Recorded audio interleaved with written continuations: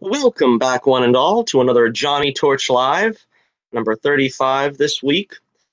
This week we're doing This Week in Comic Book Television. Saturday night show, the only way to spend your Saturday, here with us on Johnnie Torch Live. Massive show for you tonight. Not so much because we have a lot of subjects, but we have two big ones. One's the Crisis on Earth X miniseries. I think it's. And we have the 2-hour premiere of Agents of S.H.I.E.L.D. One just debuted last night. As far as I know, I think everything else was off.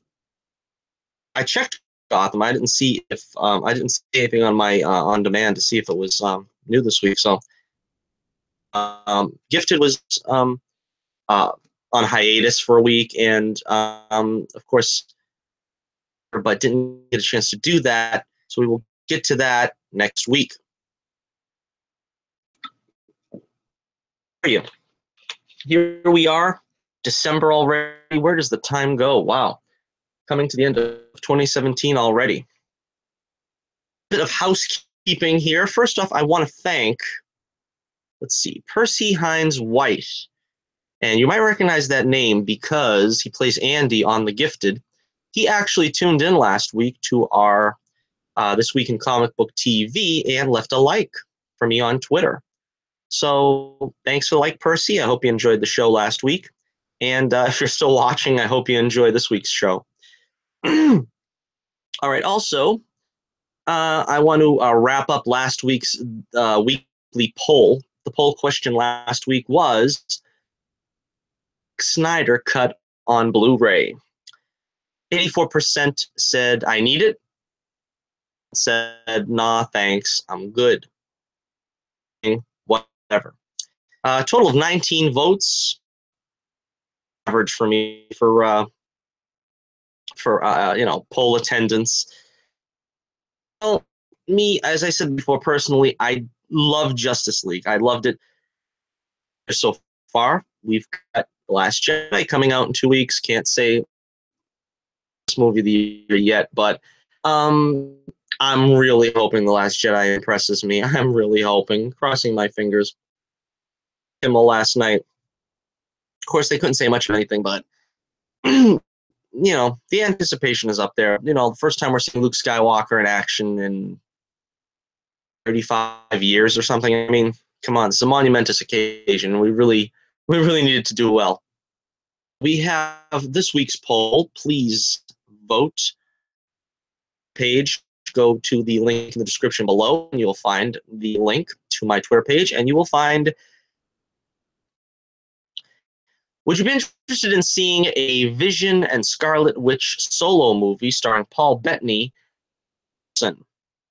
So far, I've got a lot of votes on this one, 59 votes. 58% say, oh, heck yeah. Let's say, that's a no.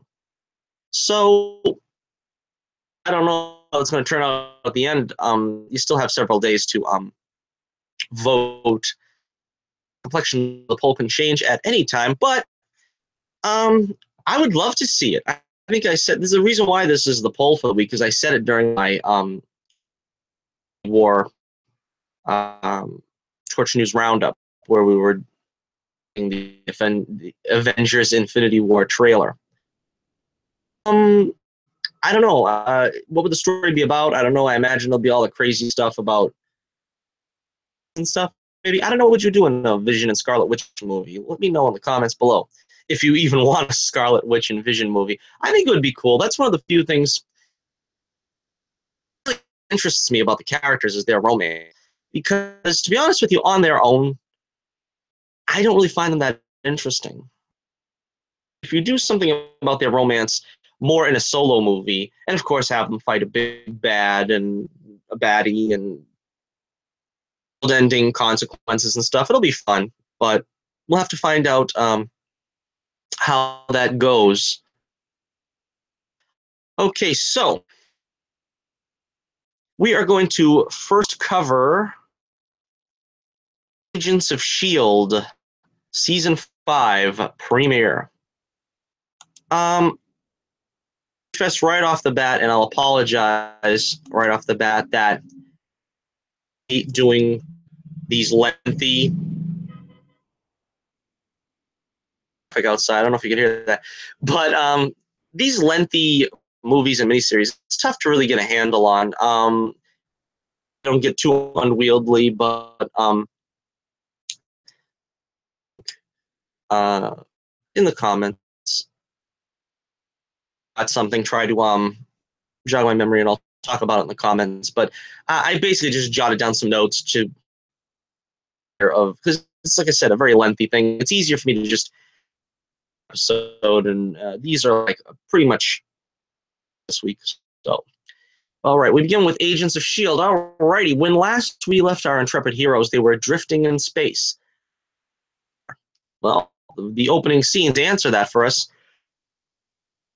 He was in the diner. We got this guy looked like Right Said Fred, who was apparently a Kree in disguise on the diner that picks up the Agents of S.H.I.E.L.D. team. Now, again, I didn't watch the show again in the off season. I usually do that. I usually watch the whole series, binge it just before the new season starts. I didn't do it this season. This is the first season I haven't done it. No time. But so I don't remember exactly why the Agents of S.H.I.E.L.D. were in trouble with the law. I know crap going on with the mainframe, and they were stuck in like cyber world. This is actually a pretty refreshing way for them to a fifth season, because when you do that, like fantasy world or alternate universe or whatever stuff, where else can you go? Peace, the final frontier.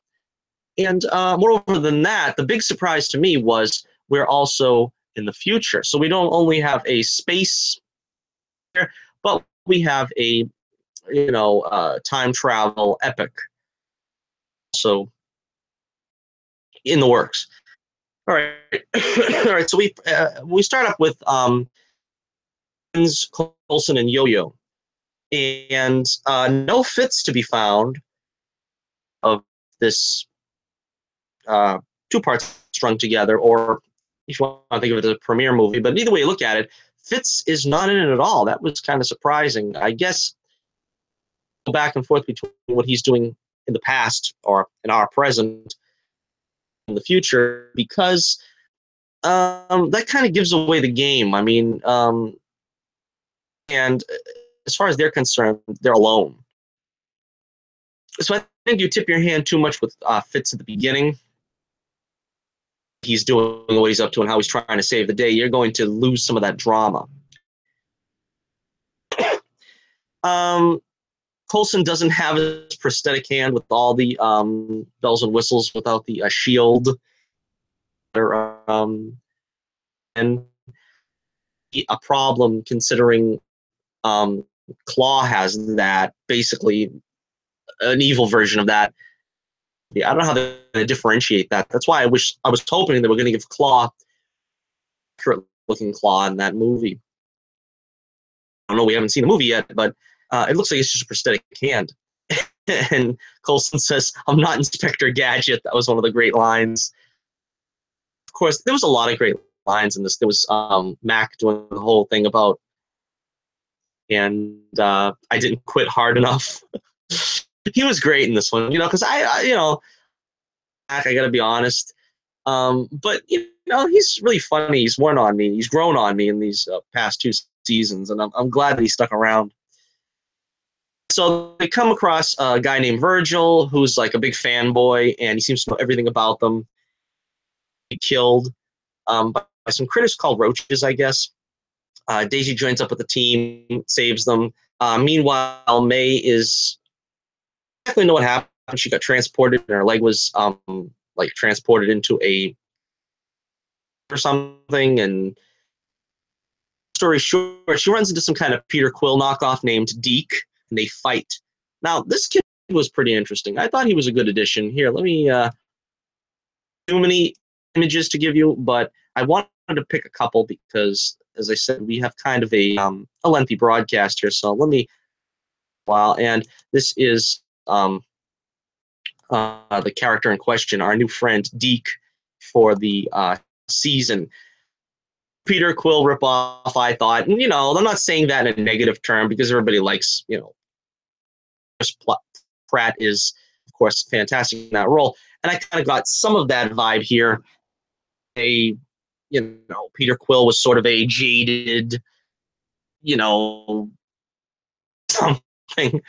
But anyway, they fight, tries to explain a little bit of the situation to May. He puts what they call the I'm trying to find my note. What is that called? Trick. And I don't want to get ahead of myself, but basically the Kree take them prisoner. They're on a Kree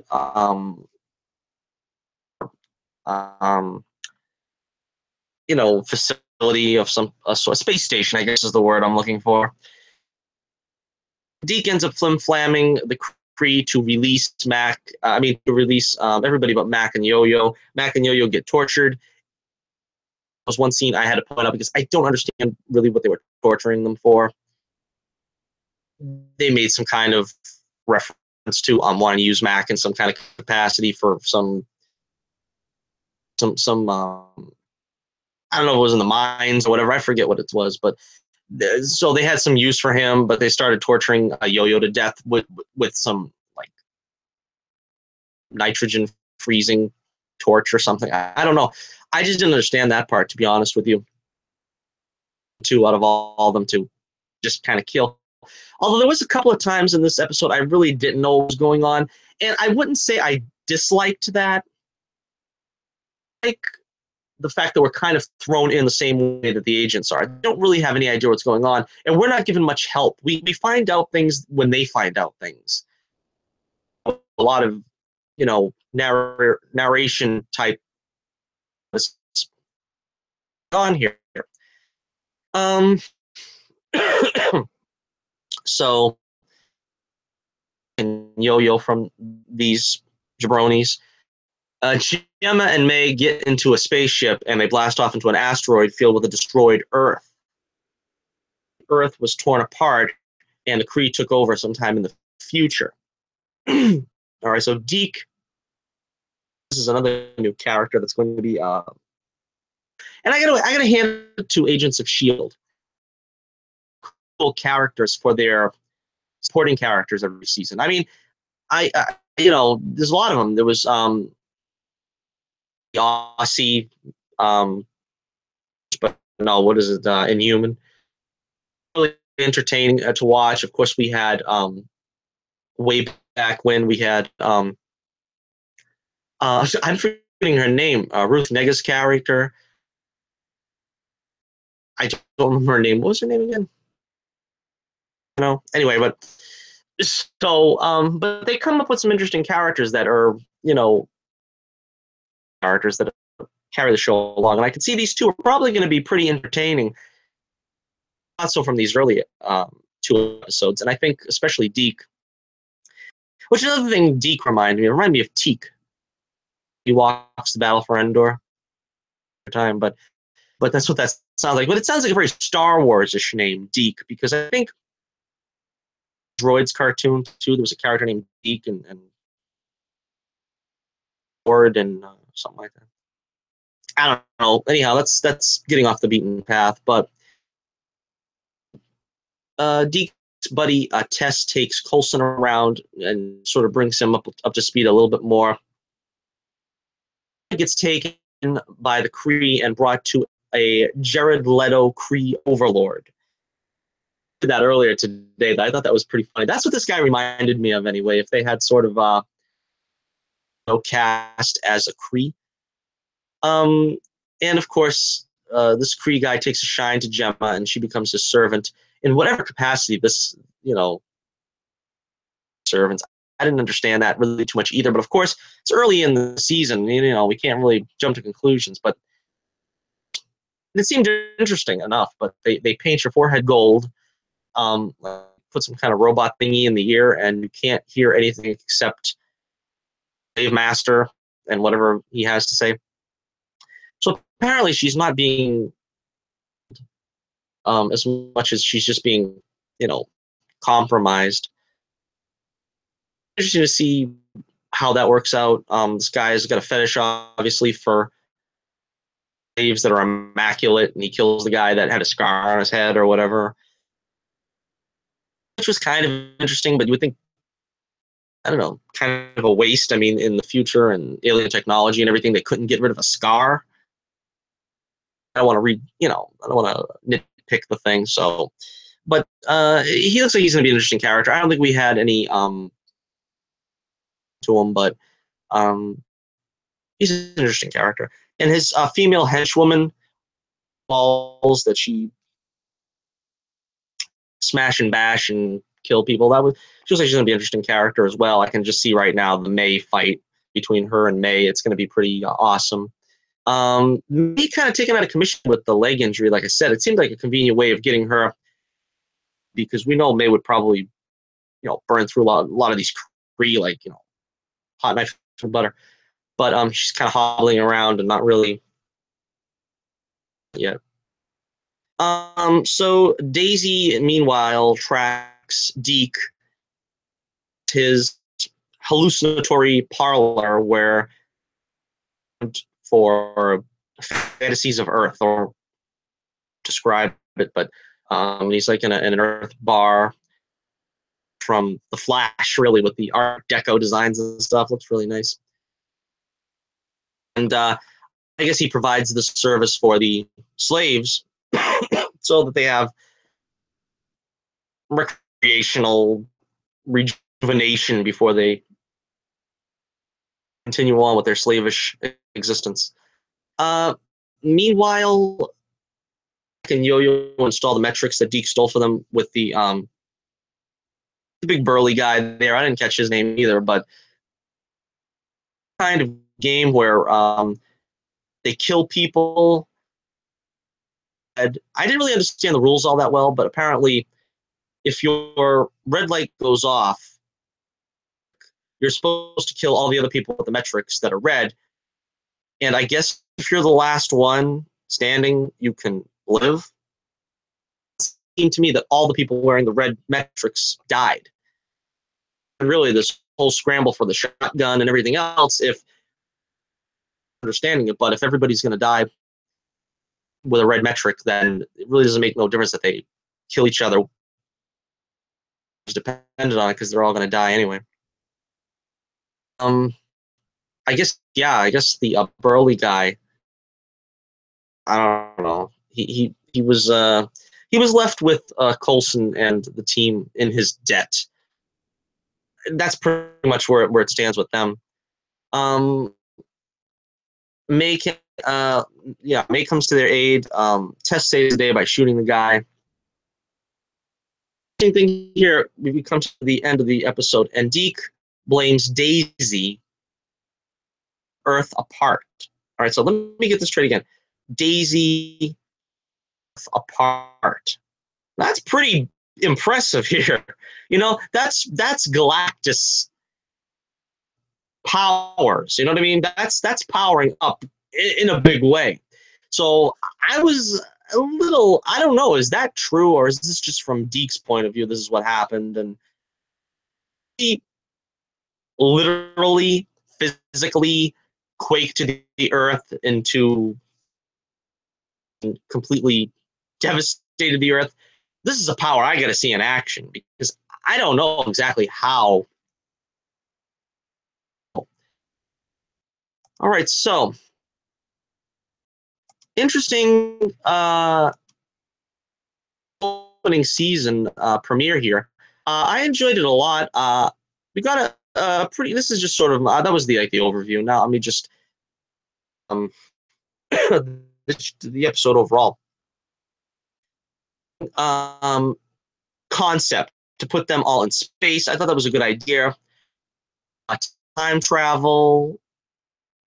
They still had a very good grasp of humor with a lot of, especially with Mac, horror movies, and Yo-Yo was saying, it's a nice time. It's a nice time. And Mac is like, you're not treating this seriously. Yeah, all the heroes pretty much got their moment to shine, I think. More or less. Of course, Fitz is not in it, but as I said here, here's the emotional picture. And it looks like Fitz is wearing that he's going to be on this world or ship or so I'm guessing maybe he makes his way to this time eventually this season. I also noticed they still got Daisy looking beat up. Is that from the last season? She still looks beat up. Always looking beat up. I think, like I said, I think it has to do with the actress wanting to have that look, stuff like that, because it always makes her look like she's so worn looking and everything, and to actually see her looking normal these days, because it seems like she's always looking beat up. I can tell from this picture here, it looks like Gemma knows what she's in for this season. That girl got no luck in space, huh? She's a space Jonah. She goes up there in space, and it always goes bad for her. Not exactly what's in store for her, but it doesn't look good for her. I don't know. It might be good story-wise. Fun as usual. Well, I hope the show lasts for 10 years at least, because, I mean, I love seeing Coulson, doing his thing every single season. Changes. Well, I'm gonna take that back for a second. I didn't like really where it was like a darker, vengeful Coulson.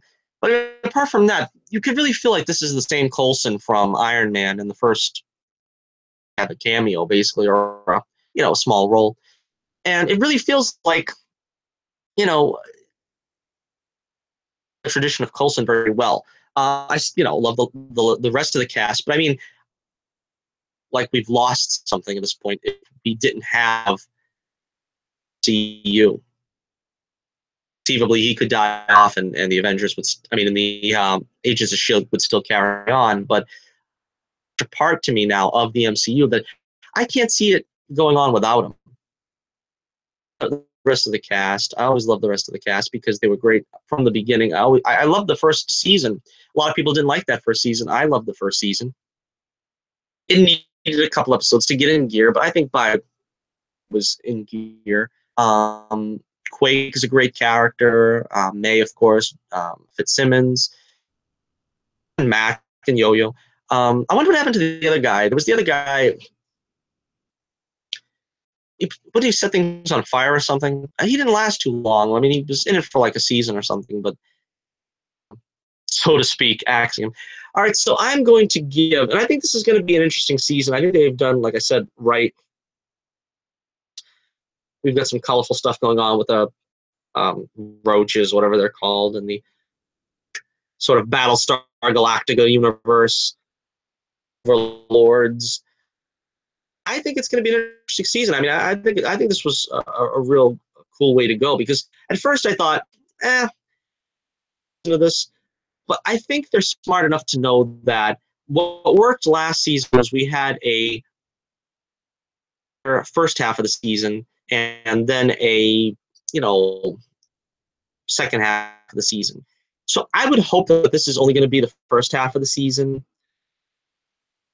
I don't know if it's a reduced number of episodes. I think they're still getting a 22 episode season.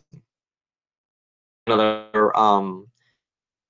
short season of 13 episodes or something. So I would suggest that they only do this for about half a season, and then maybe all segments of a season instead of trying to drag something out a full season. But I mean, for now, it seems interesting and exciting. I hope it continues to be that way.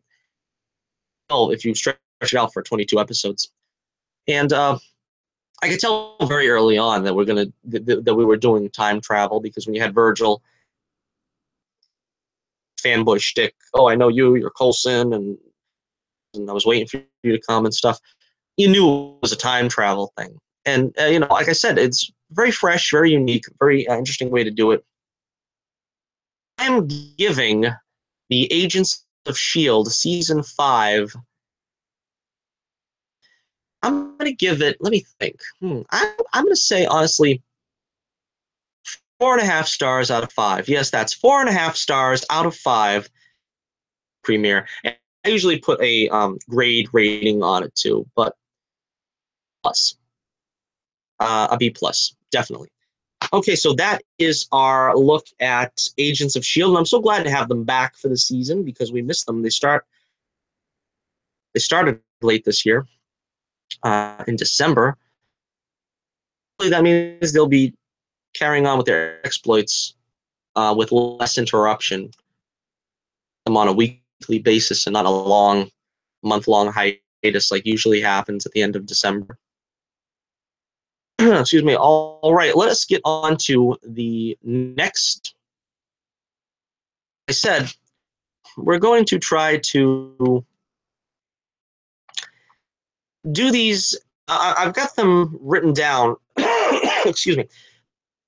For an episode at a time. So I'm not going to try to jump too far ahead. We'll start with Supergirl, as they did. But to me, it's basically one long, line, like a one long 4-hour movie. All right, so we carry on now with Earth X, Crisis on Earth X, Supergirl. This, of course, we're building up to the big wedding of Barry and Iris. Whether you wanted Barry and Iris to get married or not, I personally wasn't in favor of it. I'm not going to belabor that now because we all pretty much knew that was going to happen. Starts off with the Earth X by Oliver. I thought that was pretty cool because we haven't seen Jimmy Olsen in the Guardian armor. And he's got a inspired shield this time, which was pretty clever. I guess they're trying to make him sort of the Captain America, a Nazi fighter and stuff. I like that it felt like a full crossover and not separate episodes. You couldn't tell the way they started with the opening credits in Crisis on Earth X. You could tell that they weren't trying to treat this as with guest stars of The Flash and Green Arrow or whatever. No, this was everybody was involved. Just as much to do in this episode as Supergirl had to do in the Flash episode. All right, so everybody's going to Barry and Iris's wedding, and it felt to me like the Muppets Take Manhattan when everybody was getting together in the Muppets world. You had the Fraggles, you had Sesame Street, everybody's getting together. It was so important that the Legends of Tomorrow stop what they're doing up there, the time realms there, fighting or whatever they were doing, and coming back to Earth to attend Barry and Iris' wedding. One of the things I don't like about Legends of Tomorrow is they're so isolated from the rest of the shows. I kind of feel that way about Supergirl too because they're on different Earths, but at least they seem to have a portal and just vibe them back and forth as if it was, faster than taking the bus. Issue for Supergirl, I mean, but when it comes to the Legends, it's a little bit more difficult because you really can't get the full experience of them crossing over just for a brief jaunt like this. Everybody together at the party, and then that was one of the highlights. William Catt, who some of you may not remember, but was hero on the show, The Greatest American Hero. Priest, as you can see in the picture right here, and he was promptly killed. But it was nice to see that he was thrown a little. Honestly, back then we didn't have too many superhero shows, and I watched it as a kid. I loved it, The Greatest American Hero, and a little bit of respect here was nice. William Catt, it only extended to a little respect because he got vaporized. Toot sweet, and I would have liked to seen him maybe have some kind of a return in this at some point, but I don't know how you can back in an episode. That might have been contrived, but I mean, having him as a returning character and giving him something else to do would have been fun. Strange cameo at the party. I'm sure everybody will pick up on that. I don't know who it was because I am not really an aficionado of Flash comics. Young woman uh, looked biracial, so of course people are expecting her maybe to be the Flash's daughter. I wouldn't know what to tell you about that, but it was very noticeable. So I think that they made it stick out so that you'll see her on the season. I don't really know if I like the idea. I think works better on Legends of Tomorrow, but how it goes. Um, Also, in this episode, we had Wells and Cisco, and I guess Caitlin on the side for Firestorm because, of course, they want to separate and wants to go home to his and son and daughter. And this was a plot that's been building all season, culminates in this episode, and it was very well done. You get to see that Jax really doesn't want to separate from Stein, as a superhero team because he's known. And Stein wants to give Jax powers of his own to continue to be a or legend on the Wave Rider. So he concocts some kind of formula to give him spider powers. Basically, the only one that'll work is sticking on walls. We're continuing the Marvel references here. That's pretty funny. Okay, so of course the by a bunch of Earth X Nazis. World War II on their Earth, and Hitler was the Fuhrer until 1994. That's what the note says here because I remember I wrote it down. He survived till 1994. Hitler on Earth X. That's pretty, you know. It's always fun to see this stuff going on because it's like reminds you of Star Trek. This is the world where the Nazis won, and two Earths. But this was an Earth so terrible that it wasn't even given a name. So there's 53 Earths. Supposed to be like thousands of Earths, and I didn't know there was only 52, but that's a classic number in the DC canon. All of our heroes, our primary heroes here, are the enforcers in their doppelganger state in Earth X, or a good doppelganger. And so I was really happy with the way this turned out with the evil doppelgangers. This here, I'm trying. Like I said, I'm trying to get ahead of myself. Let's just focus on this episode right now. But Sara and Alex drunk making out, not entirely surprising. They dragged this out so much though during this episode. It was starting to get really on my nerves. Most is why can't they write anything of substance for Alex? Involve her being a lesbian. Honestly, since the last season, single storyline that's involved Alex has to do with the fact that she's lesbian. Basically, nothing else. Character for a full season and a half. I would say almost the same thing with Sara, and because she's a in the Wave Rider, she has some scenes that are independent of her being a lesbian. But again, of course, Sara's supposed to be bi, and of course, they don't have her even looking at a man. One token episode on Legends, I think the season where she sort of to a man or something because they wanted to show, oh yeah, we remember she's still bi, she's still interested in men too, so whatever. We'll get to that later. I'm going to get back to that point a little bit later, but since they made such a deal of it in this episode, I mention it now, but just to Sara for a moment too, I don't really like the fact that doing this with her. Last season, they had her sort of a female, like a lesbian bimbo, I guess, so to speak. I mean, where she's just fooling around with every single woman that she comes across.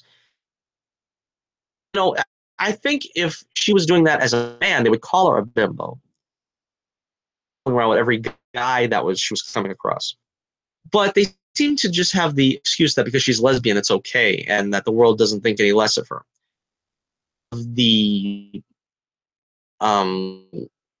juxtaposition here they had with Alex, want to be thought of as a bimbo and sort of like a one-night stand pony or whatever.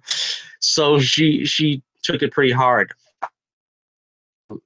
But still, I think Sara, being the leading character that she is, should be given more self-respect and not be this, you know, sort of lesbian bimbo where she's just going off with every single woman that crosses her path. Running gag, and I still don't think that's funny. I still don't think that's appropriate, and I still don't think that's worthy of her. Respect her so much as a character. So, like I said, just focus on that right now. But we're going to get into more of this conversation a little bit later in the interview. All right, now this was the next thing, the Olicity factor in this episode. Engaged to Felicity, but Felicity shuts him down. Drama for the sake of it. I really didn't see why Felicity all of a sudden didn't want to get engaged. Although I think it away a little bit in that, well, she got cold feet because she was paralyzed the last time, literally paralyzed. Engaged.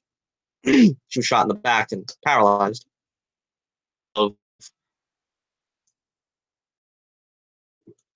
but it did feel like they were kind of still there to make some forced drama that, I don't know, never give shippers what they want or they'll lose interest. So we're going to see how this works out later on. You know, later, not to get too far ahead of ourselves. Why they always use the crossovers to deal with the relationship drama. I think this is sort of like they're, you know, making a big opus about weddings, and that's what television shows are always. There's a big wedding or a funeral that things and everything. I don't know, but they picked a weird time to do this. But I guess, like I said, also to get all the characters involved in Barry and Iris's wedding starter, but we'll get into that again later. Another thing that Mick was hilarious. Mick was hilarious. Supergirl sings at the wedding. Lovely golden pipes of Melissa Benoist. Or sleep flying. Or sleep walking. Maybe she can sleep fly. I don't know. I just had to write that down as a note because that was funny. The big fight in the church. Everything is trashed. Secret identities, but thankfully Mick protected their secret IDs with the Men in Black flash, whatever that is there. He must have got them all in a room to look at it and said, say cheese or something, because there's no way that everybody could have been done like that individually. Like later on. Numbers, because he didn't look at the flash. Anyway, meaning the Men in Black device. I love the girl fight. I think that's what they call her, Overgirl. I don't know. It's kind of strange. Like Ovaltine. I don't know. I call her evil Supergirl, so that's what I'm going to call her. But anyway. They fought above, and that was just spectacular. I gotta say, that's what's been lacking in the Supergirl series this year. They haven't given her any villain of the week to fight. No one certainly that gives her a challenge by any means, and this is, of course, finally someone that gave her a challenge. And I loved it. It was just a great fight, and to that in a few minutes here. All right, so go over to the Arrow. I believe it's the Arrow episode is next. And we're going to focus on. Okay, so as you can see here, Oliver, his evil doppelganger is DeFure. Doppelganger is herself, and the Flash Flash's evil doppelganger is faced Eobard Thawne, but not a doppelganger Thawne. This is the actual from Earth 1, his Earth. I didn't understand that very much, and I don't think they did very much to explain it, but for whatever reason, Thawne was killed. Is it 4 times now? I'm not sure. There's the first season, third season, there's Legends of Tomorrow. Oh, well, I don't know. Maybe let's say 4. I mean, 3 times, maybe. I don't know if it's 4. But he's been killed several times. Now he comes back on Earth X, Wells Flash. And for whatever reason, he chose to put the Harrison Wells face on. He made a couple of references to it on the lines of what face am I going to be wearing the next time we meet or something. I didn't really get that. I don't understand the significance of it story-wise, why they had the original Thawne doppelganger of the Flash. Now, I can understand the real world answer is because everybody loves Tom Cavanaugh as the Reverse Flash, and let's give him another shot at being the Reverse Flash. Already had Grant Gustin playing his evil doppelganger in Savitar in last season, so this was just a way to give the people what they wanted, right? Cavanaugh, he's great to me, but in the universe, it made no sense to me, no sense whatsoever that would it not be doppelganger of Barry Allen, but why would it be a doppelganger of Harrison Wells from our Earth? That is, they should have had it either be Barry's doppelganger, or they could have had it be the Thawne from who happens to look like Harrison Wells. You dig? You know, you can't just like say, let's take our Reverse Flash, put him on another Earth, and now all of a sudden he's working for the Nazis. It didn't really fly for me. I didn't understand that too much. How much of an issue out of that, but I'm trying to, mix in the stuff that didn't work with, rather than trying to make a big laundry list at the end if the things didn't work. The gang capture Prometheus. Now this is probably one of the top 3 greatest moments of this whole thing. To see Colin Donnell back as Tommy Merlin. Everybody wanted him to be Prometheus last season, including myself. He's starring in his own TV show, Chicago Med. Unfortunately, they can't find a way to work these schedules out where he can come in and do 3-episode arc. Or in this case, it would be a 4-episode arc. Himself, with the cyanide capsule, take himself out of commission very early on. He gets only 1 scene with Oliver. It's a powerful scene. It's a beautiful scene between them two. One of the great scenes on Arrow, probably 3 seasons. One of the greatest scenes on Arrow in the last 3 seasons. Loss for the series that they had to kill Tommy Merlin, and I understand why they did it. The right thing to do at the time. But they were never able to bring him back in a long-term manner. Got to work. He gets his own show in Chicago Med. He ain't gonna just drop it so they can say, "Oh yeah, now we want you for Prometheus, so we want you for a villain, or we even just want you to be a like a recurring character. Like we've got another Harrison Wells from Earth 2. Maybe we could have the Earth 2 Tommy Merlin come in, and he's sort of Arsenal. Red Arrow or Arsenal. I think we already got Arsenal. I don't think he was ever called Red Arrow, was he? Arrow. That would be cool. But unfortunately, things never worked out that we could keep Colin Donnell on the show. It's such a great loss because he's a great actor and great to the show when he was on and here. All right, so we find out that the Earth X Ollie and Kara are married. Well, we'll get into that later, but the main plot of what's going on here. But so Cisco is taken out. He's out like a light. Makes things a little bit easier for them to have one less brain on the team. So they meet up to fight here in this big final of the episode. Oliver says, Oliver says, I don't have super speed.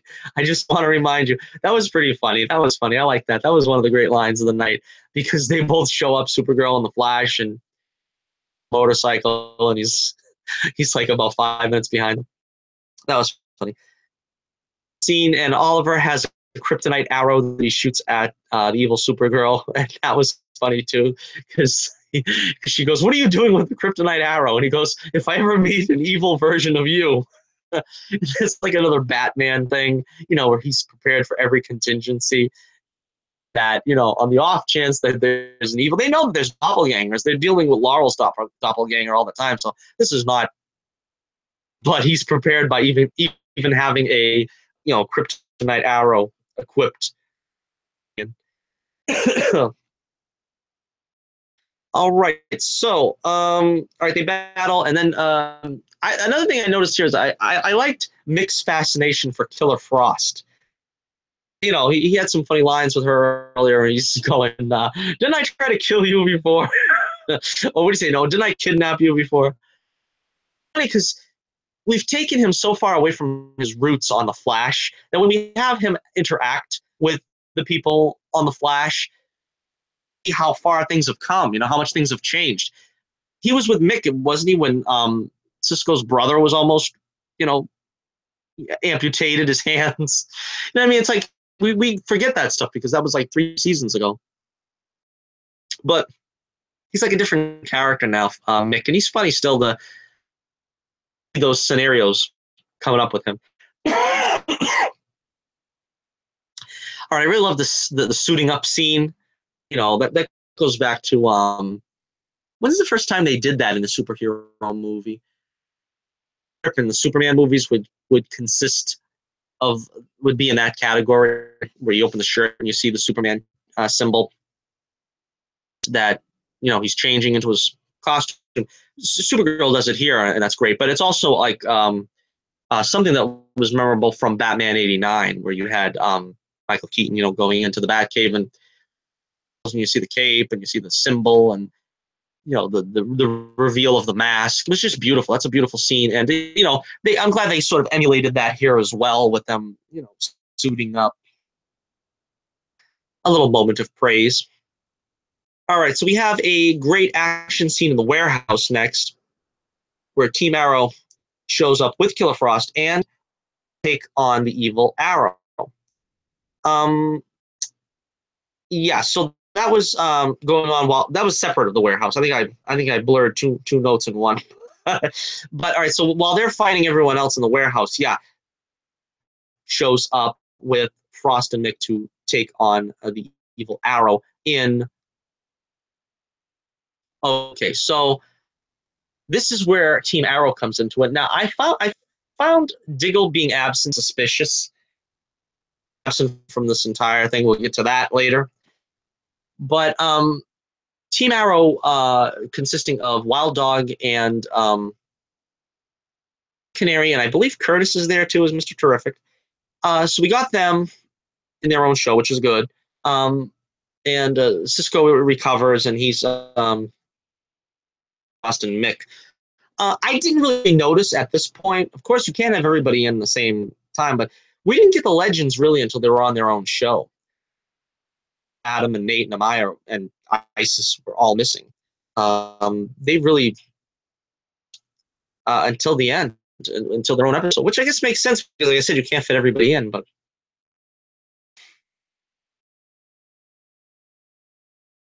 all right, so we get to see a lot of Firestorm, though. That's another thing that I pointed out in my notes is that Firestorm shows up, and Storm here than we did in Legends of Tomorrow, and it's sort of like them going out on a high note with is due because, well, show for long. We'll get into that in a few minutes. All right, so Metallo, which I thought was very cool. That is like the animated series version of Metallo. The page, I loved it, and of course, he never gets a whole lot of respect. He ends up getting killed. Yeah, at first, it was still fun to see him. All right, so now here we go. Here's the plot. No, this is what the whole thing revolves around. We find out that the Earth X Kara is dying, planned from our Kara, and so our heroes are taken prisoner and brought to Earth X sans powers, while Kara is left imprisoned in the Star Labs with the red sun projector, weakening her powers so that she can be operated on. This was an interesting thing to do. I mean, when the whole overall overarching idea was that the space Nazis wanted to take over Earth, but they made it very human.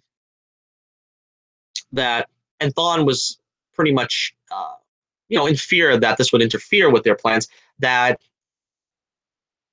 love for his wife was going to be the overriding emotion there. So it's interesting because and the rest of the team, by the way, I meant to say this, are put in the pipeline, except for Felicity and Iris, which we'll get to in a moment. But it's interesting that they have such a stronger connection with their villains' love life than we do with our heroes. Did you notice that? At least it seemed that way to me. We have like the on and off trials and tribulations of Barry and Iris and Felicity and Oliver, but you've seen a real devotion here between and Ollie and their evil doppelgangers. It felt like a real, genuine relationship they had. But it seemed interesting that they felt like they had a more genuine romance going on than some of our actual heroes. All right, so Cisco and the others are taken prisoner in the pipeline. And it's up to Felicity and Iris. Melissa Benoist, by the way, I always love seeing her play evil. That's why I gave her a spotlight here on this one. Of that first season episode where she played an evil version of herself. But she always plays evil good because sort of it's not it's so unusual. I think that's the point I'm trying to make. It's so unusual to see her be evil because she seems so good that when you see her play evil, at least to me, because what I'm trying to say is there is a soul somehow under there with the evil Oliver. I mean, it feels like they're somewhere villain. They're not playing a mustache twirling villain where I'm gonna kill people and beat you up and this and that. No, they're playing someone with a soul that is their behavior in the only way they know how, which is negatively being evil. So I really liked it. I liked their conversation that they had with trying to tell Kara, you're not using your heart. What's wrong with giving it to me, so to speak. That's a paraphrase, but it just seemed like that conversation between those two. Now, over on Earth X, we have Lance is like a leader of the Gestapo. I want to talk about this for a minute there because he brings it up. There's a lot of characters that didn't get an evil doppelganger that I would have liked to see. We didn't get to see Sara have an evil doppelganger. Everybody, but since we only had like the big three. Technically, the big two, because like I said, Barry wasn't an evil doppelganger in this universe. I'm to see an evil Sara because the Gestapo, Quentin said that he had a daughter like her and whatever, and so it leads you to believe that either she's dead or she's. But it would have been interesting because then we would have had the lead, arguably the lead of all four shows. I'm not talking about Grant Gustin not being the lead of his own show, but I'm saying a main character from each show having an evil doppelganger. We didn't get that with, which was, I thought, disappointing. I would have liked to see an evil Sara. seeing an evil Sara take on the good Sara would have been a great fight scene. Callers like gamesters on Triskelion in that episode of Star Trek. Remember that with the Dracula-looking guy and when Johnny Handsome, whoever that guy was, and then an Andorian, and they all had the collars on. And whenever they misbehave, they'd like send them into. you know the episode. I'm sure you know. 1,000 quattros on the newcomers. 5,000 quattros on the newcomers. You piker, 8,000 quattros on the newcomers. I digress. Anyhow, so they're wearing these collars. They can't use their powers, and the human members like Alex can't escape and Sara, they can't escape because they've got the collars on that moving and getting out of line. They get saved from the firing squad by Captain Cold, and here is where you get supposedly the swan song of Wentworth Miller. I think he's still going to be in it. I don't know because the way they left it, but we'll get to that in a second because, of course, we got one more episode to do after this. We're still on the Flash, technically. So I love the fact also that he had the cool goggles. I don't think you can see them in the shot here, but the cool goggles from the original episode and from the comics. Slit to look through in the goggles. They made Wynn the Earth X rebel leader. Remember I was saying they don't give Wynn a lot to do or enough to do.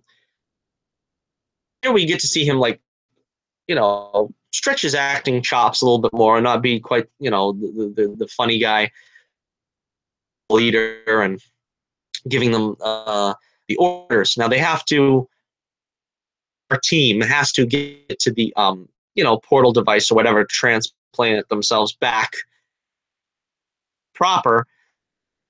But Wynn and his rebels want to destroy this platform here so that evil Führer, Ollie, and Kara and Eobard Thawne don't return. That's a smart plan. I mean, you don't want them to come back, then right? And the thing is the heroes that plan. And they just say, let us get in and transplant ourselves there or transport ourselves there before you do this. But Wynn won't have any of it. It's a good scene with him. As I said before, they don't have to do that doesn't, in fact, have her revolve around her being a lesbian. But this was a nice opportunity to give her a little something to do because she knew Wynn and Earth One. They had some nice closure here between Stein and Jax. That was nice. All right, so let's get into the subject now of being prudent and sensitive. This is where it became very preachy. To you, are the CW Arrows shows, the Arrowverse, gaying up the Arrowverse too much? Maybe just a little bit too much. Where it started to get very preachy, and now we're introduced to a character named Ray, and the Gestapo, of course, wants to kill people that are in their concentration camp because they're gay. That's fine. I'm not saying anything about that. And then, of course, now we had Ray was also the lover of Captain Cold in this Earth. Cold and Ray were going to kiss from the moment they both were on the screen because obviously there's a lot of gay actors on the show. There's Wentworth Miller, Victor Garber, John Barrowman when he was a regular member. So there's and of course Greg Berlanti is gay too, so he's got say in what happens during these shows. But my question, or my point, or the question I'm trying to pose to you is what they did with Olicity. The problem with the CW Arrowverse is reaction from one small segment of the viewership. And they will take that percentage and beat it into the ground. Hammers. Now, that does not serve anyone. Now, they got a good reaction between Oliver and Felicity. Like starting to pull for them. Oh, I want to see them together. I want to see them together.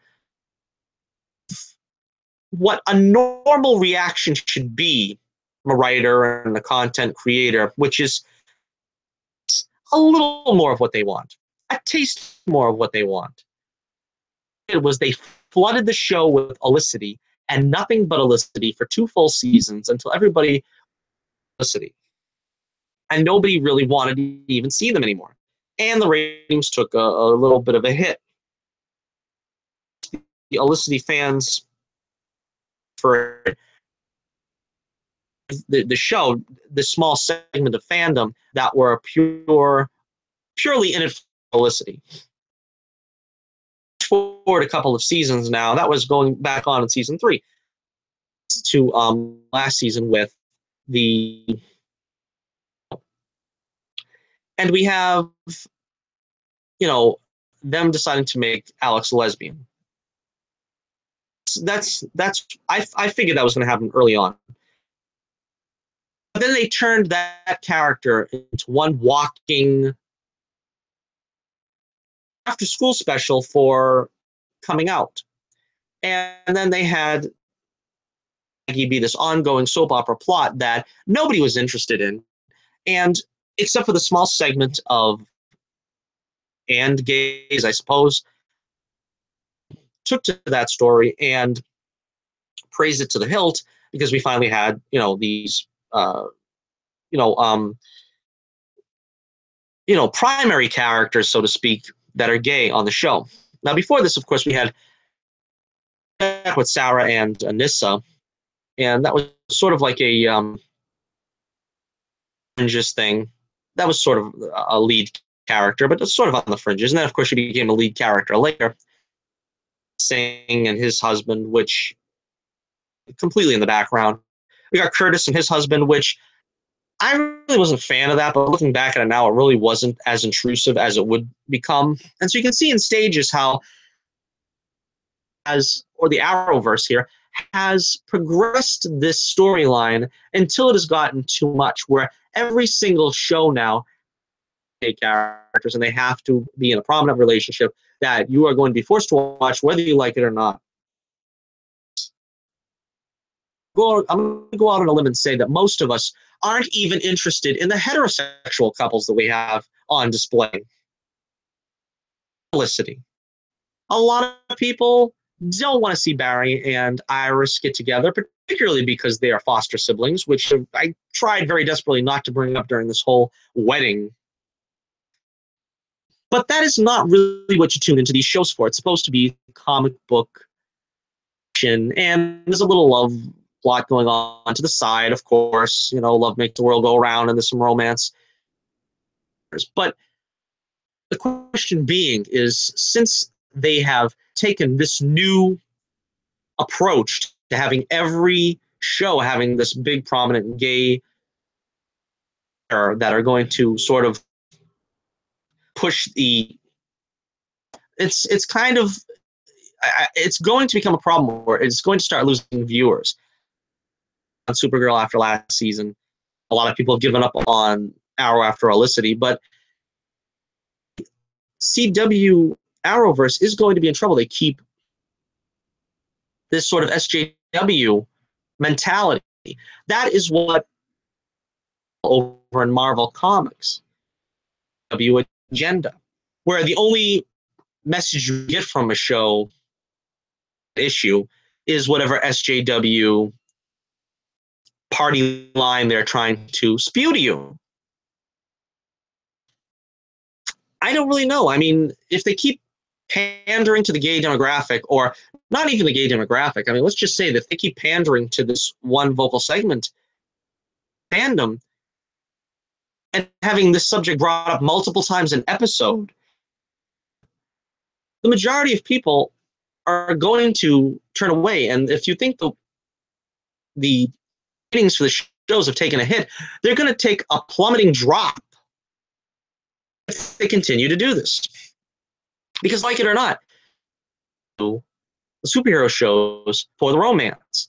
And they sure as heck ain't into the superhero shows in each and every episode being a prominent component. A lot of people, as it is, are not comfortable with these things being in a superhero show to begin with, because after all, the superhero shows are supposed to be really for the kids. I mean, it's for the kids. So many prominent gay couples on a show, problem for the kids, because a lot of people don't want to have this kind of conversation with their kids at 5 and 6 years old when they're trying to watch The Flash, when they're trying to watch Green Arrow or Supergirl. And it makes it difficult. And I don't think that wise to continue on in this way. Otherwise, you're just going to have a lot of difficulty going forward. New superhero. Now, I heard they were going to introduce him a long time ago, but I don't know exactly what the situation is. Is he going to be spun off into his own show? It looks like they're setting it up for that. And I would say to that, fine. Because if that's what you want to do, and you're going to take all these shows and make them, sort of like the flag bearer of an SJW campaign, then give the Ray, which is the character's, give him his own TV show, and then you can have a gay character playing a superhero. The others, sure, he can come back for the crossover, but he'll be independent to talk about whatever gay issues you want to talk about. Having love as a gay, or whatever it is as a gay, you can do that on the Ray. I don't think it should be as intrusive on all these other shows. Now with Supergirl and how they're making it like a feminist show, which is also something that I think is a detriment to Supergirl, making it where all the men are unnecessary or sleazebags, and basically it's girl power 24/7. Helpful, and that's not the way to run. And I imagine when they get Black Lightning out, they're going to probably do the same with him and just make it sort of from the black point of view, and Black America as a superhero. That's fine, but it has to be all-encompassing, these shows. You can't exclude everybody. Like, for instance, if you're going to keep preaching about how terrible white people are on Black Lightning, viewers, you're not going to get much viewership, and the rating is going to go down. It's the same thing with this. You keep talking about how terrible men are, the ratings of Supergirl are going to go down, and nothing's going to save it. Any of these shows, it's constantly about homosexuality. The people who are straight that don't want to be preached to about how tough it is to be homosexual are going to be. And that's just an important part that I thought was important to its own. Just a mini rant on it right here. But all right, so we'll continue on here, and we'll finish that's just a mini rant on if I had the ability to create videos like I used to and do an independent video, but for what it is. All right, so Felicity and Iris save Kara, but Metallo stops them. So they didn't make it too easy. I said to myself, oh, they're going to make Iris the only two without powers. They're going to make them, or without any significant training, they're going to make them to the heroes of the show, right? That's how it's going to be. It didn't look like that was what happened. They were pretty much useless. They did get the heroes going, but it didn't really work out. So Kara gives herself up. Very, very Superman of her, very Supergirl of her, and very noble of her. Meanwhile, Oliver goes undercover as the Fuhrer and the Nazis have a Nazi wave rider. Rider, I'm pretty sure that's what it's called. And so Ollie goes undercover as the Fuhrer. I thought this was a really good scene, though, where Quentin challenged Oliver to see if he was really the Fuhrer by having him kill Felicity's doppelganger first. I says, oh, he's just going to make him try to kill an innocent person. And, obviously from a concentration camp or whatever. But I thought that was a great touch.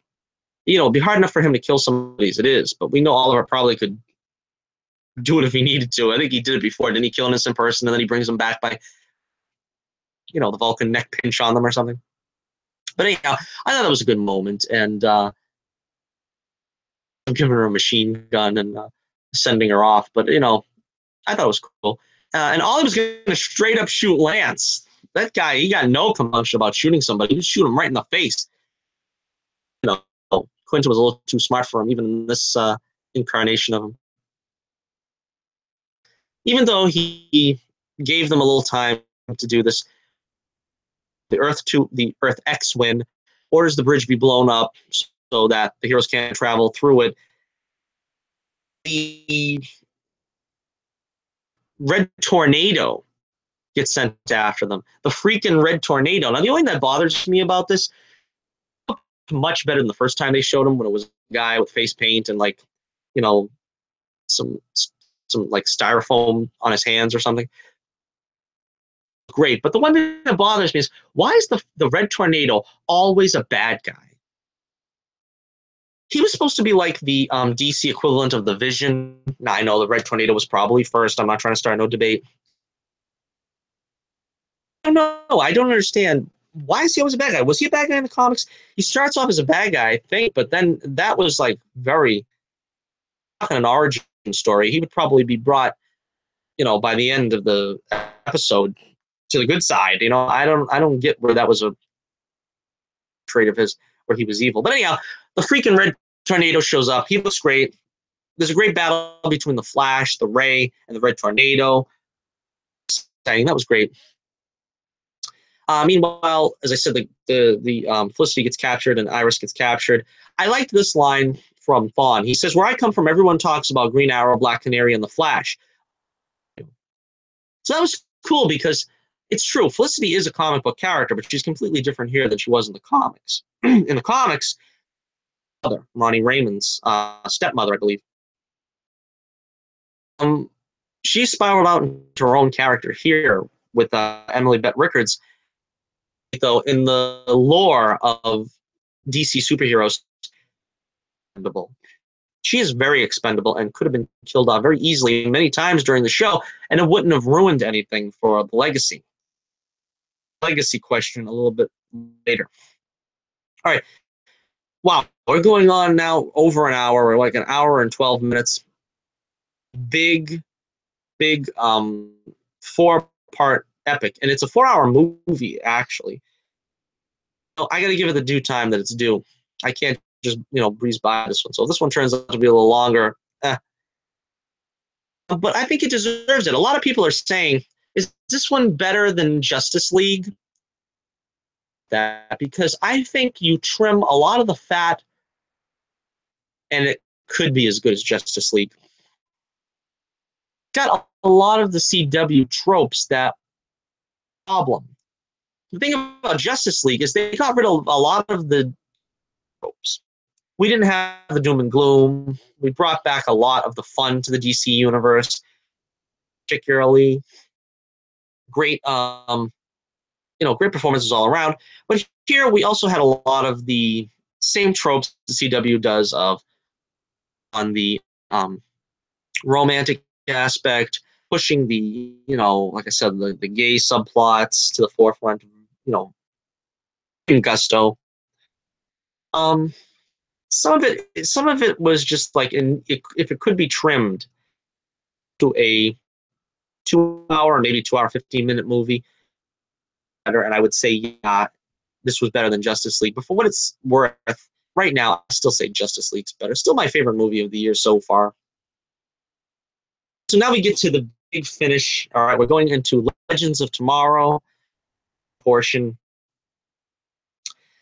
Now, this is the big moment. This was one of the big moments that everybody house. Now, the way they kept talking about how Stein was going to retire and live with his wife and child and grandchild, and they fooled me. They got me, and I'm willing to admit they got me. He was safe. I thought he was going home, but the way they kept mentioning how he was going to go home, Stein was a cop with 2 weeks from retirement. Walking, I should have known right off the bat that's what they were going to do. But they got me. I said to myself, after this episode, he's going home. Everybody will live happily ever after. Episode. Stein makes the sacrifice play. He goes for the thing, machine gun. If that wasn't bad enough, he gets shot again, going for the final time, which takes us to the Legends episode. I wasn't expecting them to kill him, and they didn't kill him right off the bat. They let him have a good death scene of some magnitude. They gave him a 5-star death scene.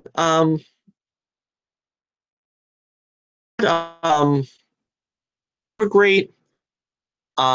He sacrifices himself, basically, die. And there's a great character arc here that goes from the whole, from back when they were on The Flash to here. They were the odd couple, and of course you can understand that. You know, he's an uptight college professor, and he's a young kid mechanic, and you know, football star, and this and that. How, and you could see, you know, how far they'd come that beginning.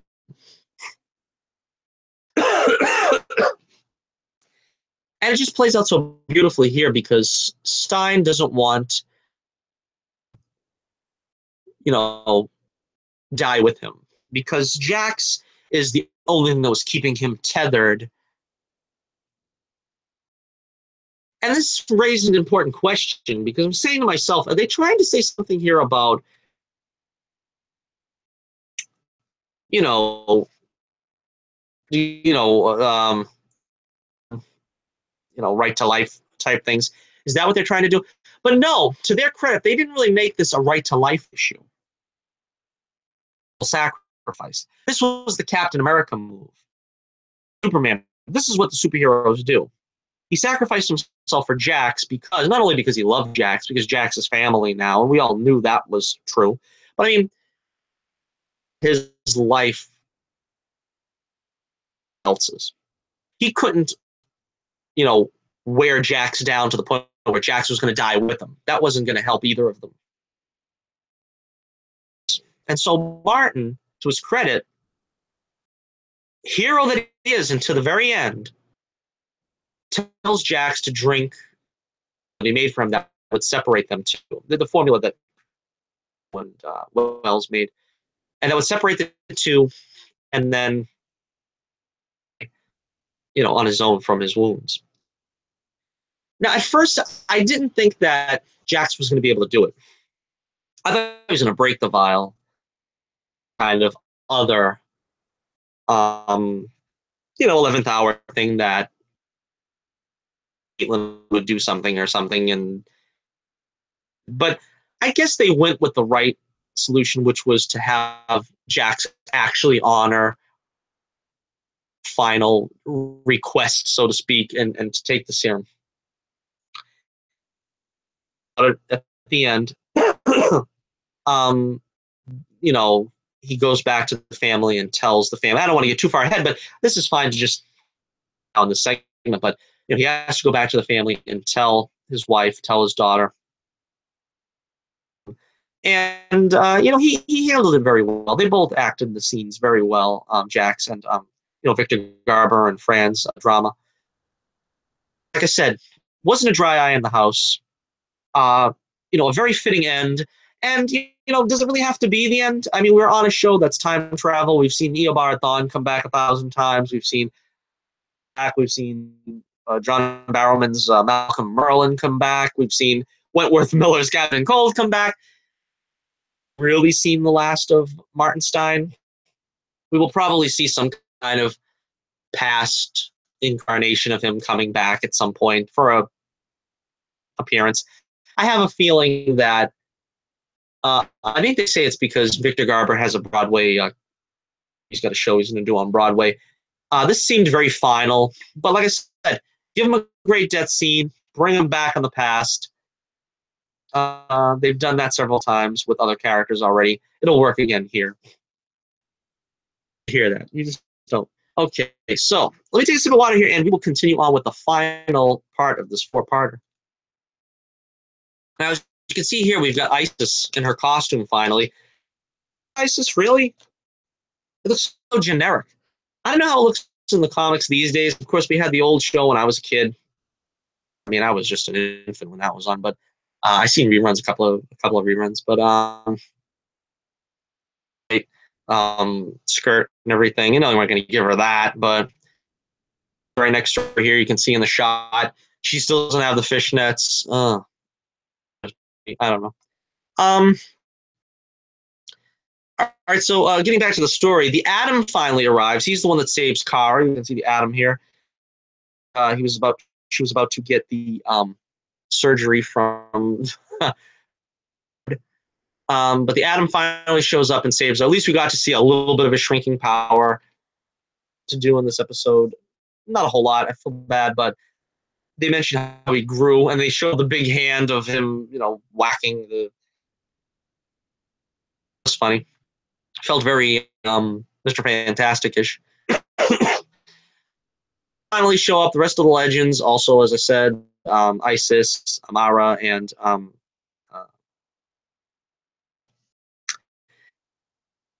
they save Cisco and the others from the pipeline. They lay waste to Magneto. It was fun also seeing Mick and Snart again. You get to see them again for the first time in a long time, and I really missed the dynamic of them two being together. Snart said Mick died saving cops in a fire. That was pretty funny. All right, so there is a great end battle as Vixen and Isis take out the Venom Rider. You can see here the Iceman ice bridge that she makes. That's really cool. I love when they show that. They did that again in this episode with Killer Frost. I say several times during the episode that she changes when she's afraid or angry. I don't know about afraid. Afraid is really the thing that changes her. Hulk type thing. I thought they were going for the Hulk thing where she gets angry. But also they fudged that because earlier in the season they had the episode where she sort of, like I said, I didn't like it because she had like one hand on the wheel where she's sort of half Caitlin. They got to commit to this now where she's one or the other. And the costume looked great that she's wearing Killer Frost. I know when she was Caitlin and she took off the jacket, I was like, that's kind of an interesting choice for Caitlin. She took the jacket off. Maybe she should have left the jacket on, but then people would have like not made the connection that she was Caitlin. Lies, I imagine you should be able to make the connection. But I just thought it was an interesting. She was going on a date while she's dying Jax and Martin. All right, so the big finish has as the general. Would you care to step outside line? That was probably that was the third of my top three of this whole thing. First one was seeing Tommy again. Second one was the Martin death scene. That was just beautiful. And the third one was the general. Would you care to step outside? That was just fantastic because it shows that they have a sense of humor, that they remember the old, films and stuff, and they're going to pay tribute. And again, a battle with her, and that's just great. Something that I'd love to see more of on Supergirl. Supergirl is not getting the limits of her powers tested every week. Or, you can't have a world-shaking baddie every week, but do something to test her a little bit for that this season. And that was another funny line, Wells, because the General Kara was about to explode because she was dying, that Wells says you have to take her up, up, and away. The way he gives that line is a great delivery. Space for her to blow up. But yeah, that was a great line. That was a great delivery by Wells, especially. Barry lets Dawn get away, which I thought was kind of weird, because we know there's it's one of those things where there's nothing you can really do to stop him. What jail can you put him in? How are you going to deal with him? But he sort of like just steps away.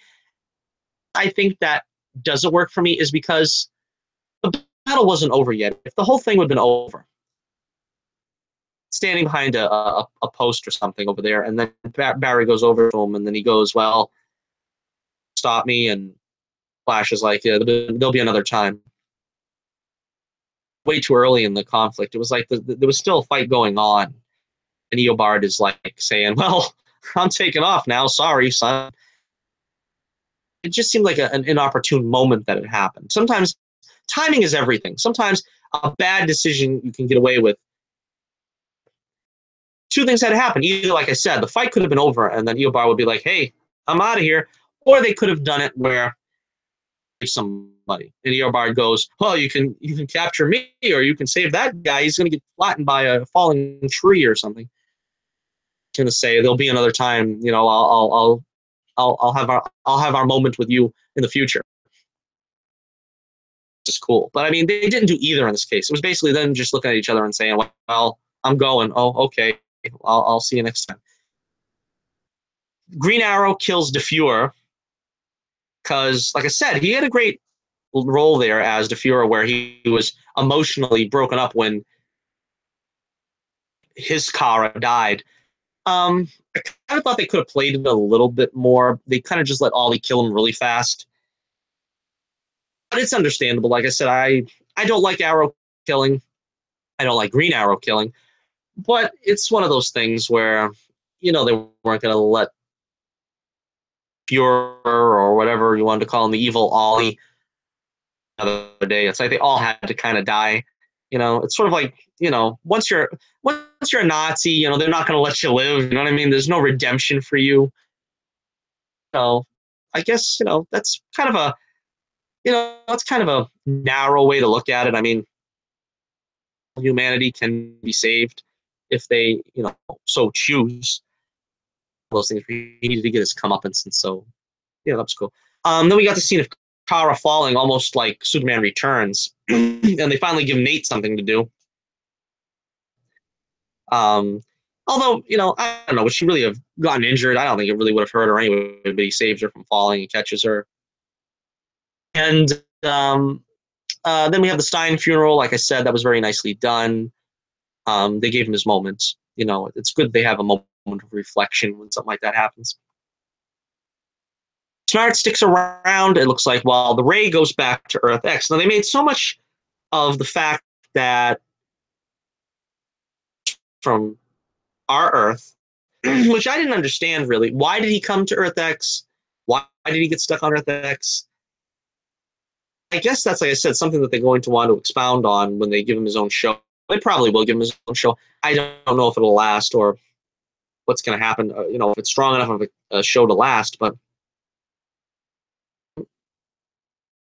in the costume, you know, just talk about the Ray for a minute. The costume was pretty good. Round, it didn't look so hot, but when you see him standing there with the others, it actually looks pretty good. Maybe it was more the CGI was not that great than the costume itself. Its costume was good. I thought he was good. I mean, at first, I thought he was actually Sing's husband, because when you see him earlier in the show, Sing in the first episode with the wedding, like him, I thought it was him. I says, "Oh, is that supposed to be the husband from Earth X or something?" But no, he was a different actor altogether. Yes, the actor was fine. And like I said, if they give him a show of his own, that's fine too. I mean, I thought he was good. Like I said, I don't think we got enough about his became the Ray, and you know, they make a joke about that. The Ray is his name, his real name, and his character name is his hero name. So I don't know what he's doing going back to Earth X. I guess they just want to keep him out of the picture for the time being while they have Snart tie up some loose ends, which I don't understand really what Snart's doing there. I thought Snart was going to go back to the Ray to stay on Earth 1 because that's his Earth. That's not exactly what happens, but anyway, so yeah, that's interesting. Now, what this is the big finish. You kind of think that the wedding business was all over and done with, but nope. And not just one, but 2 weddings. And I don't know what to think about this. This reminded me of Fantastic Four movie, Fantastic Four: Rise of the Silver Surfer. And that the rise of the in that film, I mean, what they did was they try to have this big expensive wedding, you know, Mr. Fantastic and Invisible Woman. And it gets ruined by and so they like just do a quickie wedding in Japan after, or was it China? I think it was China after the events of the movie.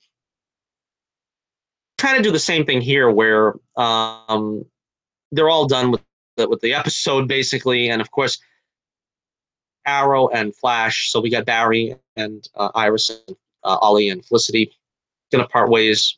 They're gonna be the last to part ways, and so they just decided to have a quickie wedding. And we finally get our boy John Diggle in the episode. I guess he was out rehabbing his shoulder for all this time, while all this earth shaking things, two earths being shaken down was going on while John Diggle rehabs his shoulder. But he's got enough to do. He's the Green Arrow on the other show, in which I don't know how this is going to change things. Does this mean that Ollie's keeping the mantle of the Green Arrow again? Green Arrow. But in Crisis on Earth X, he's Green Arrow. But John into service to be the officiating at the wedding here for them too. I don't remember. I think that kind of came out of nowhere, because they keep doing this with these shows, that every single time somebody wants to get married, have an existing character and say, gee, you know, Martin Stein's also a qualified rabbi and he could marry Caitlin. And then you have the second time it happened was, I think, Diggle's wedding, Diggle and Lila, where I believe it was pressed into service to be the officiating, because he had studied ministry college back in the day or something, and he could legally marry somebody. That Diggle ended up marrying his brother and his brother and his wife, their marriage. So let me see if I said that right again. Diggle married and his wife in their marriage. This still doesn't sound right, but anyway. So now Diggle's a minister, and he can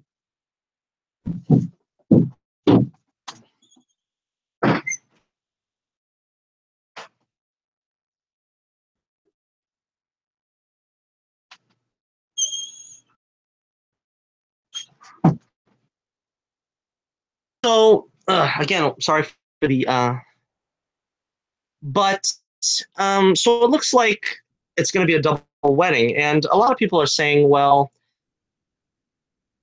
did this shortchange the Flash's big moment, because now Oliver and Felicity horning in?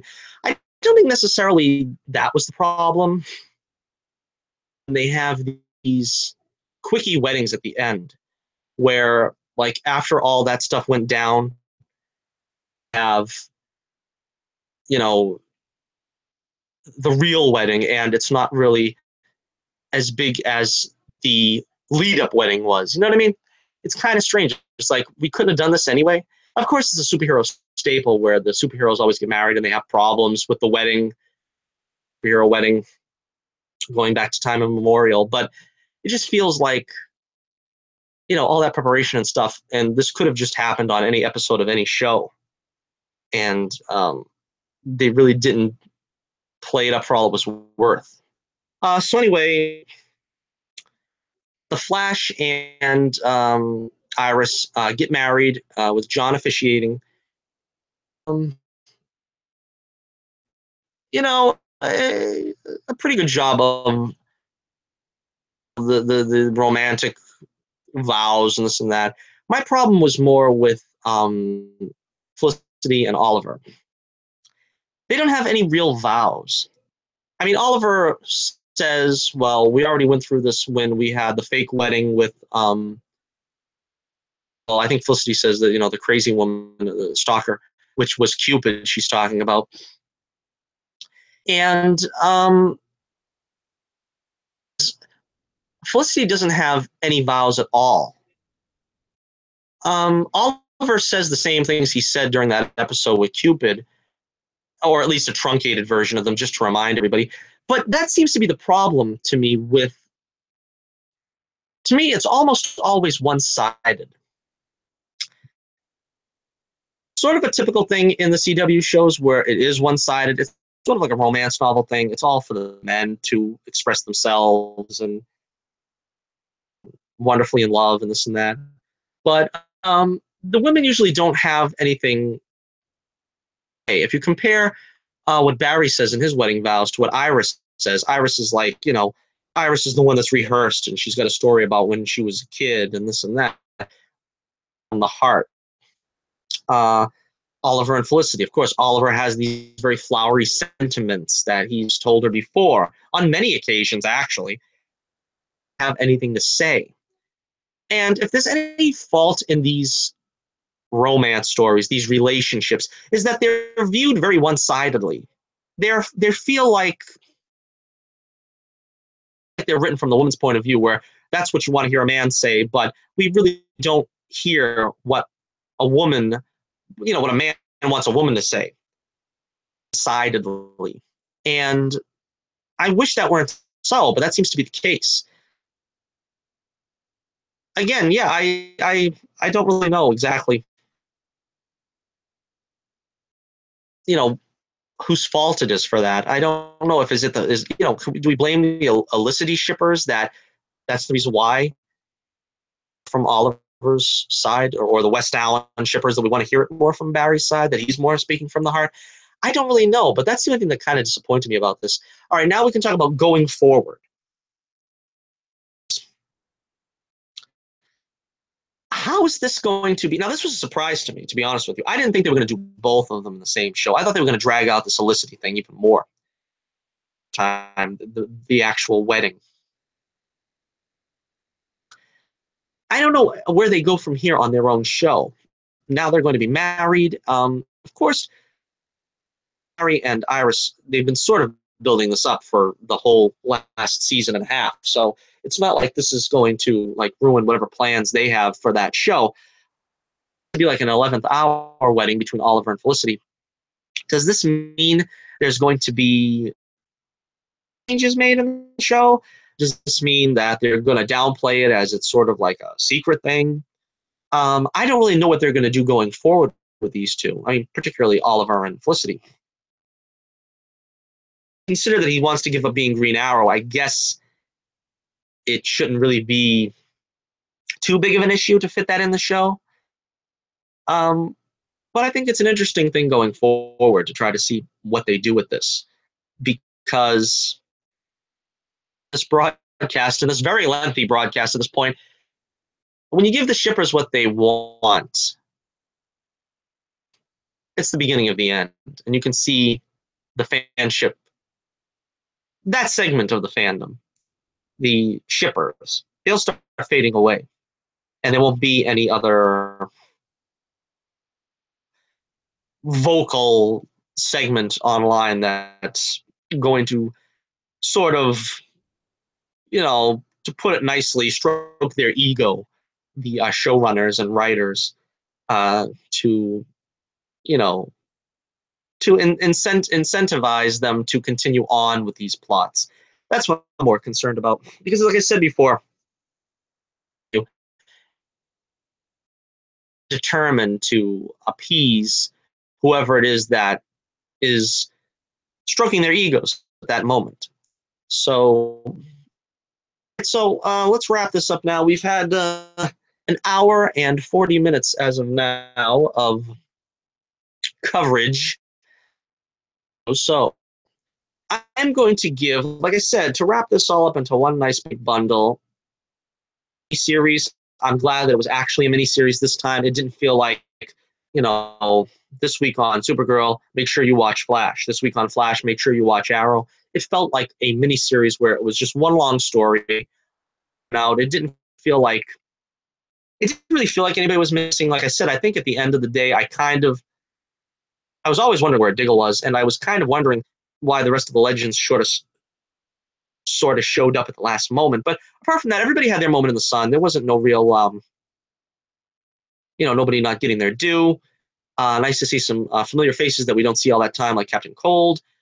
Like I said, the romantic aspects, maybe I would have cared to do without some of it. Some of the heavy-handedness of the SJW stuff, I could have done without. But overall, I am going to give this one Crisis on Earth X. I'm going to say 4.5 stars out of 5. That's 4.5 stars out of 5. A lot of good performances, especially from the main cast. A lot of great action. Just to give it a letter rating, I would also give this one a B+. Not quite up to snuff. So very entertaining. As I said before, probably not the level of Justice League. I still like Justice League better, but I like these characters a lot, and I think that's why it makes up for a lot of the deficiencies that are in this. Because, if you were really to be like putting this up against Justice League up in the theaters, people would be giving this film, this miniseries, the same kind of reaction they give to Justice League. But you can forgive a lot of stuff because you love the characters. And that's the way I feel about it. The Jackson and Martin Stein stuff was great. A lot of great humor, Mick and the others, and some great performances, of course, by, like I said, Miss Melissa Benoist did a great job, as well as Stephen Amell. Grant Gustin's always fun.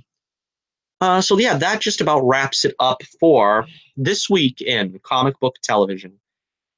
And let me know what you think about Agents of S.H.I.E.L.D. Season 5 premiere that we did earlier today, and the review for Crisis on Earth X. How are they going to top this one? That's my question. That's my only question. How are they going to top this one going forward? This was a biggie. We got 2 Earths going to war. All right, so let me know what you think in the comments below. Be sure to check out my website, The Adventures of Bullets Bourbon Comics. You can pick up your issues there. Of course, you can find a free preview there for any of those of you who are interested. Have my latest poll of the week on my Twitter page, so check out my Twitter page to vote in the poll of the week. And so, yes, once again, thank you for joining me. We will be back. I don't know. I'm contemplating doing another episode tomorrow for the Torch News Roundup because I knew this was going to be a big one. I didn't want to try to squeeze our Torch News Roundup into this, but to make it a separate episode, we've got a couple of things to cover. Probably not that much. We'll see what happens. But you can always be sure that we will try to bring you a broadcast each and every Saturday where we talk about this week in comic book television. So, once again, thank you for joining us on Johnnie Torch Live, on the only way to spend your Saturday here with us. And we'll see you next week. This is Johnnie Torch reminding you once again, brightly, and I'll be with you again real soon.